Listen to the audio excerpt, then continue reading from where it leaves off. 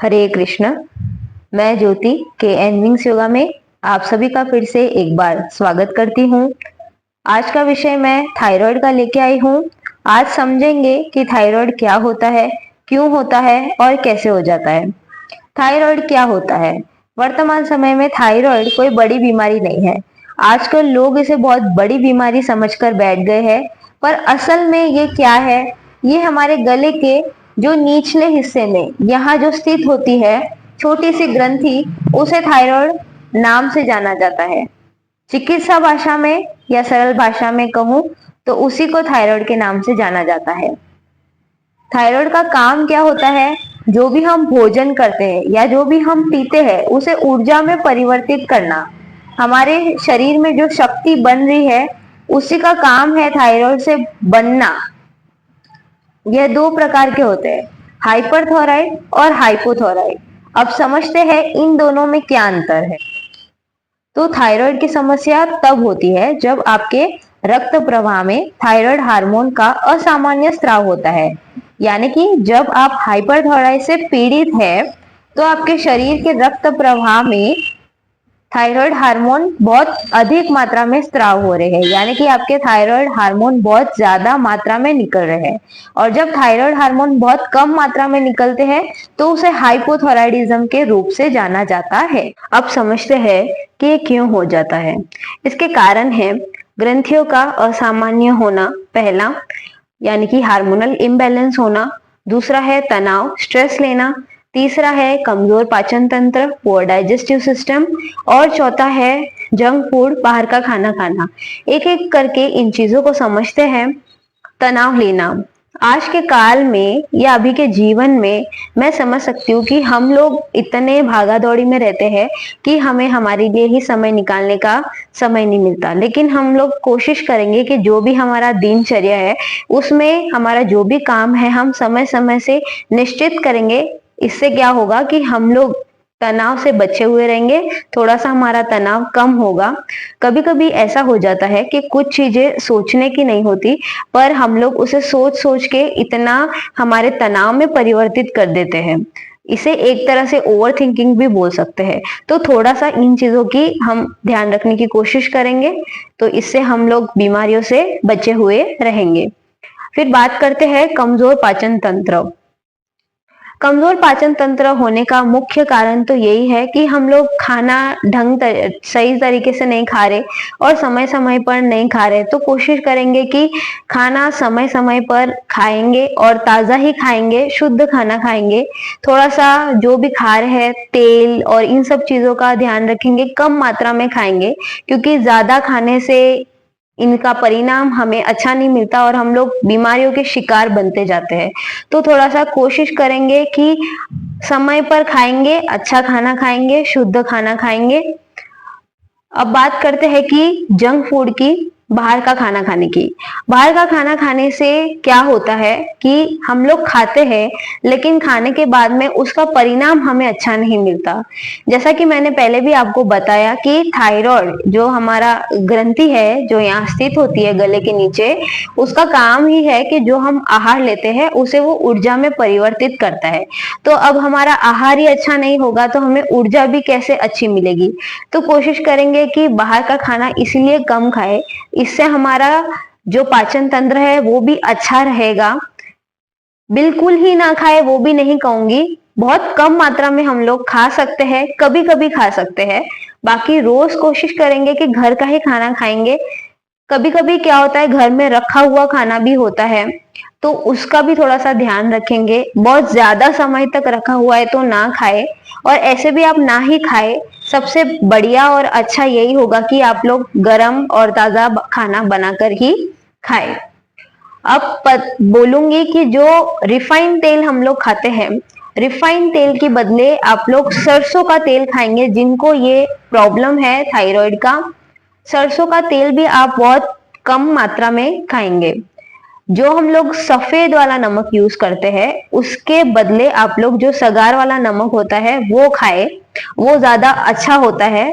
सफेद वाला आपके लिए थोड़ा नुकसानदायक होगा, इसीलिए कोशिश करेंगे कि सगार वाला ही खाएंगे। अब आगे बढ़ेंगे। थायराइड वालों के लिए कुछ योग, प्राणायाम और मुद्रा बताऊंगी। सबसे पहले हम कपालभाति करेंगे। कपालभाति हमें 3 बार करना है। 3 बार में हर एक बार में आपको 30 बार करना है। जैसे पहली बार आप कपालभाति करोगे तो उसमें 30 बार करोगे, फिर एक गहरी श्वास भर के छोड़ दोगे, दूसरी बार चालू करोगे और फिर तीसरी बार चालू करोगे। तो अब देखते हैं कि इसे करना कैसे है।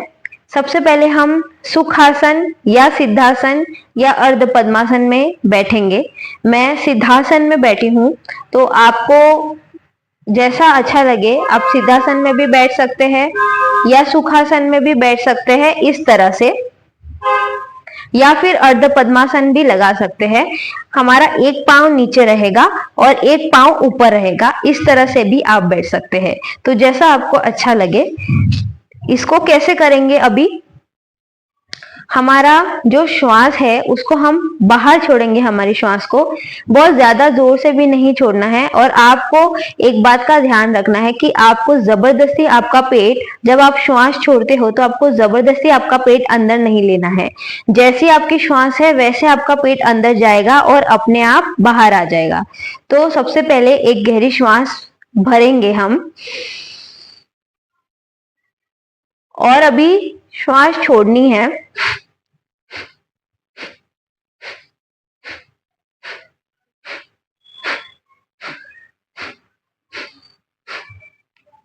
तो इसी तरह से आप लोग करोगे। ये हमारा कपालभाति है। श्वास आप लंबी भरोगे, पेट बाहर आएगा आपका, और जब आप छोड़ोगे तो पेट अंदर जाएगा, और फिर से आपका बाहर आएगा, श्वास छोड़ोगे तो अंदर जाएगा। इसी तरह से आपको 30 बार करना है। आप गिनती करोगे मन में और इसी तरह से कपालभाति करोगे। कपालभाति के बाद कुछ आसन देखेंगे हम जो थायराइड के लिए काफी अच्छे हैं। तो सबसे पहला है भुजंगासना, दूसरा है धनुरासना और तीसरा है सेतु बंदासना। इन 3 आसनों को कैसे करना है वो आप हमारे YouTube चैनल पे जाकर देख सकते हैं। कोशिश करेंगे कि इन 3 आसनों का बहुत गंभीरता से अभ्यास करें। जो लोग कर पा रहे हैं वे लोग इसका अभ्यास शुरू करें और बहुत गंभीरता से करें। जो लोग नहीं कर पाते वे धीरे धीरे से इसका अभ्यास शुरू करें और आगे चल के आप लोग अच्छे से करें। तो ये 3 आसन हमारे थायराइड के लिए बहुत अच्छे माने जाते हैं। आप लोग करके देखेंगे और इसका गंभीरता से अभ्यास करेंगे तो आपको काफी फर्क देखने मिलेगा। आसनों के बाद अब हम प्राणायाम देखेंगे। थायराइड के लिए प्राणायाम कौन से अच्छे हैं? पहला है उज्जयी, दूसरा है ब्राह्मरी और तीसरा है अनुलोम विलोम प्राणायाम। एक एक करके इन प्राणायाम को हम देख लेते हैं।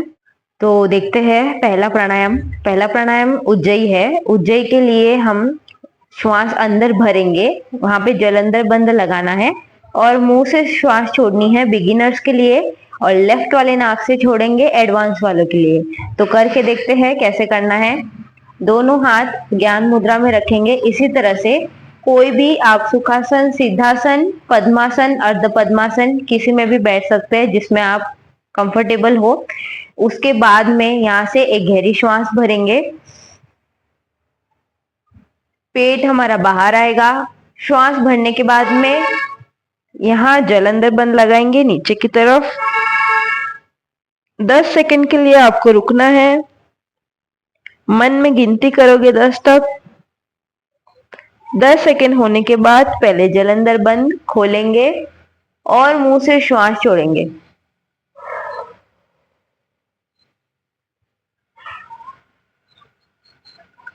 अभी एडवांस वालों के लिए फिर से गहरी श्वास भरेंगे, जल अंदर बंद लगाया,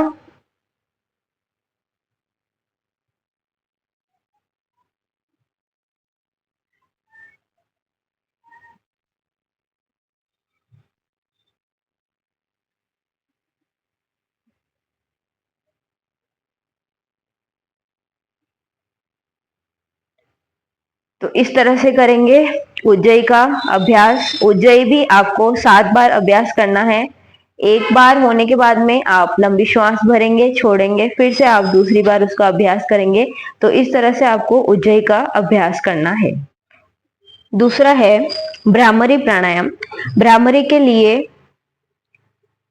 हम क्या करेंगे, हमारी ये जो पांचों उंगलियां हैं उसको खोल लेंगे इस तरह से, अपने अंगूठों से अपने कान को बंद करेंगे। हम बंद कैसे करेंगे, बहुत ज्यादा जोर से बंद नहीं करना है, एकदम हल्का सा कि आपको सिर्फ बाहर की आवाज अंदर तक ना आए। जो ऊपर वाली दो उंगलियां हैं उसे हम अपने आईब्रो और आंख के ऊपर इस तरह से रखेंगे। जो हमारी नीचे वाली उंगली है रिंग फिंगर, उसको जो हमारे नाक के खड्डे हैं उसको थोड़ा सा उससे ऐसे नीचे रखेंगे, या उसके बाजू में भी रखो तो आप कोई दिक्कत नहीं है, चलेगा। और जो नीचे वाली छोटी वाली उंगली है उसको यहाँ नीचे रखना है, अपनी होठों के नीचे, यहाँ जहां आपके आ रही है वहां रखनी है, पर यहाँ नीचे लगाने की कोशिश करेंगे। इस तरह से आप अपनी उंगलियां अपने चेहरे पर रखोगे।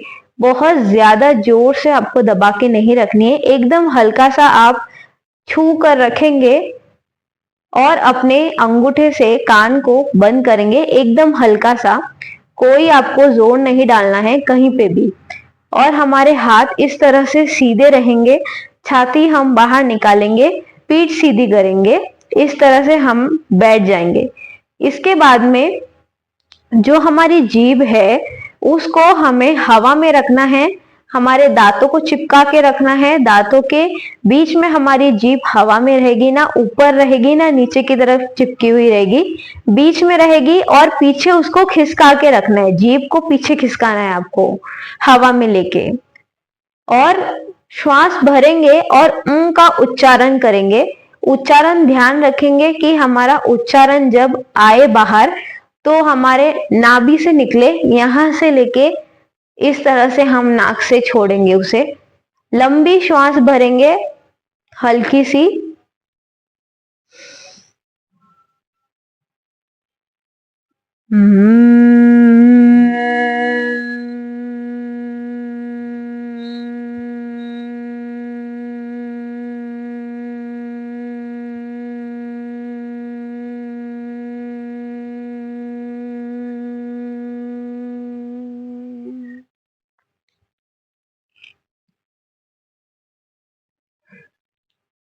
तो इस तरह से भ्रामरी करना है हमें। इस तरह से हम लोग अभ्यास करेंगे, बहुत शांतता पूर्वक करेंगे।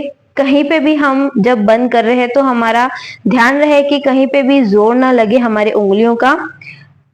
कान जोर से बंद करने से क्या होगा कि हमारे कान के पर्दे भी फूट सकते हैं या खराबी हो सकती है, इसीलिए इन सभी चीजों का ध्यान रखेंगे। और इस भ्रामरी को 7 बार हमें अभ्यास करना है। अब देखते हैं कि अनुलोम विलोम प्राणायाम कैसे करेंगे।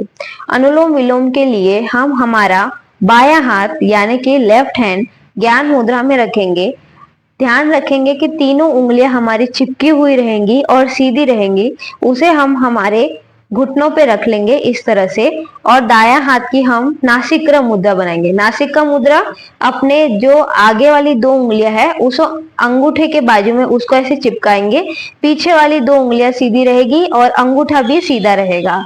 अब इसे हम ऐसे नहीं रखेंगे या हवा में नहीं रखेंगे, इसे हम इसी तरह से सीधा अपने छाती के सामने इस तरह से रखेंगे और हमारी पीठ सीधी रखेंगे, इस तरह से घुमा के नहीं रखेंगे, ऐसा सीधा करेंगे और यहाँ आंखें बंद कर लेंगे। सबसे पहले हम हमारा दायां वाला नाक बंद करेंगे, राइट वाला, और बाएं से श्वास भरेंगे लेफ्ट वाले से।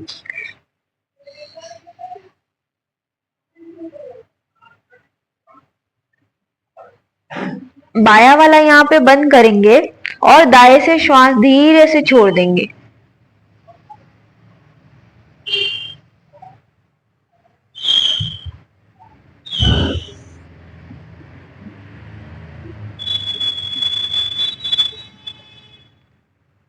इस तरह से हम अनुलोम विलोम प्राणायाम करेंगे।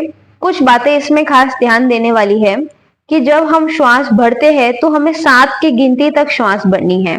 जैसे हम श्वास भरेंगे, धीरे से लंबी श्वास भरेंगे, श्वास हमारी नाभि से लेके फेफड़ों लंग्स तक होनी चाहिए। हमारे फेफड़ों में पूरी श्वास भरनी चाहिए। खासकर हम श्वास पर ध्यान देंगे श्वास भरते वक्त। तो श्वास भरेंगे तो मन में गिनती करेंगे इस तरह से 1 2 3 4 5 6 7। 7 तक आप पूरा श्वास भरते रहोगे, धीरे धीरे धीरे पूरा अपने फेफड़ों में श्वास भरोगे यहाँ तक, और उसके बाद में आपको हल्के से श्वास छोड़ लेनी है। श्वास भी इसी तरह से छोड़ोगे गिनती करके। फिर से आप अपने दाएं वाले नाक से श्वास भरोगे और अपने बाएं वाले से छोड़ोगे। ये हमारा पूरा एक राउंड कंप्लीट होता है अनुलोम विलोम का। एक पूरा होने के बाद में आप गहरी श्वास भरेंगे और छोड़ देंगे। फिर आप दूसरा चालू करेंगे, उसके बाद में तीसरा, चौथा, इसी तरह से आपको 10 बार अनुलोम विलोम का अभ्यास करना है। चलिए अब आगे बढ़ते हैं। प्राणायाम के बाद में एक मुद्रा है, शंख मुद्रा, जो थायराइड के लिए बहुत अच्छी होती है। तो उसको देखते हैं अभी कैसे करना है। अपना दायां हाथ और बायां हाथ लेंगे, लेफ्ट और राइट। उसके बाद में लेफ्ट वाले की मुट्ठी बना लेंगे, राइट से अंगूठे को पकड़ लेंगे इस तरह से। लेफ्ट वाली उंगलियां खोल लेनी है, जो आगे वाली उंगली है उसको इस मुट्ठी के चारों को इस तरह से चिपकाना है, और अपनी इस वाली उंगली को अंगूठा लगा लेना है इस तरह से। तो ये हो गई शंख मुद्रा। ये चारों उंगलियां खोल लेनी है। ये शंख मुद्रा हो गई। सीधी अपनी उंगलियां सीधी रखनी है, छाती के सामने या नीचे इस तरह से रख के आप बैठ जाओगे, आंखें बंद कर लोगे। इसका 5 से 10 मिनट या 10 से 15 मिनट तक इसका अभ्यास करो तो अच्छा है। सुबह, दिन में, रात में कभी भी इसका अभ्यास कर सकते हो आप। श्वास पर ध्यान देना है और इस अभ्यास को करते करते इस मुद्रा को महसूस करना है कि क्या हलचल हो रही है। इसके फायदे आपको देखने मिलेंगे, बहुत ही अच्छे हैं इसके फायदे। उसके बाद में आगे बढ़ते हैं। एक अंगूठे की मसाज करनी है, थंब रोलिंग। तो उसको कैसे करेंगे? तेल ले लेंगे थोड़ा सा, पहले नारियल तेल है तो वो सबसे अच्छा तेल ले लेना है थोड़ा सा। अभी यहाँ तेल को लेके अंगूठे के सिर्फ इतने वाले हिस्से में लगाएंगे हम लोग। इतने वाले हिस्से में लगा के अपने मुट्ठी बना लेनी है और इस तरह से इसको रोल मसाज करनी है। दूसरे पे भी सेम इसी तरह से करेंगे। बचा हुआ जो तेल है उसको ले लेंगे, अपने अंगूठे पे लगा लेंगे इस तरह से मुट्ठी बंद, और इसको मसाज सिर्फ इतने वाले अंगूठे वाले हिस्से में ही आपको मसाज करनी है इसकी। ये भी आप कभी भी कर सकते हो, दिन में, रात में, चलते फिरते, कभी भी, जब भी आपके पास फ्री टाइम हो तो इसको करना है। इसका तो निरंतर अभ्यास करते रहना है। ये भी बहुत अच्छा है थायराइड के लिए। तो इस तरह से मसाज करनी है। उम्मीद करती हूँ वीडियो आपको पसंद आया हो, जानकारी अच्छी लगी हो। ज्यादा से ज्यादा इस वीडियो को बांटिएगा, सभी लोगों को शेयर करिएगा, ताकि जिनको भी ये समस्या है वो थोड़ी सी इस जानकारी को पाकर अपनी खुद की मदद कर सके। लाइक करिएगा, सब्सक्राइब करिएगा चैनल को, और अब मिलती हूँ मैं आपसे अगले वीडियो में अगले टॉपिक के साथ। हरे कृष्णा।